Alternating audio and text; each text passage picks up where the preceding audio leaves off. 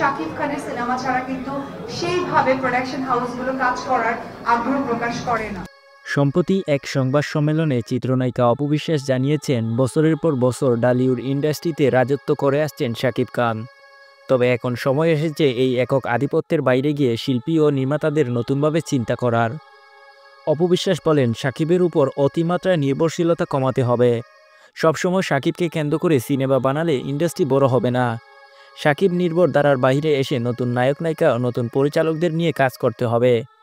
বাংলাদেশ চলচ্চিত্র শিল্পকে বাঁচাতে নতুন মুখ নিয়ে নতুন গল্প আর নতুন টিমওয়ার্ক প্রয়োজন। দর্শকরাও এখন পরিবর্তন চান, তাই শাকিবকে নয়, ইন্ডাস্ট্রিকে সামনে রেখে সিদ্ধান্ত নেওয়ার সময় এসেছে।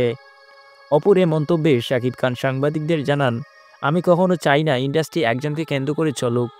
নতুন শিল্পীরা আসবে, কাজ করবে, এটাই স্বাভাবিক। তবে আমাকে নিয়ে যে নির্ভরশীলতা, তা তো দর্শকদের ভালোবাসা থেকেই তৈরি হয়েছে। আমি আমার জায়গা ধরে রাখার জন্য কঠোর পরিশ্রম করেছি। প্রিয় দর্শক, শাকিব খানের এমন কথা শুনে আপনার কাছে কেমন লাগলো তা কমেন্ট বক্সে জানিয়ে দিবেন। ধন্যবাদ।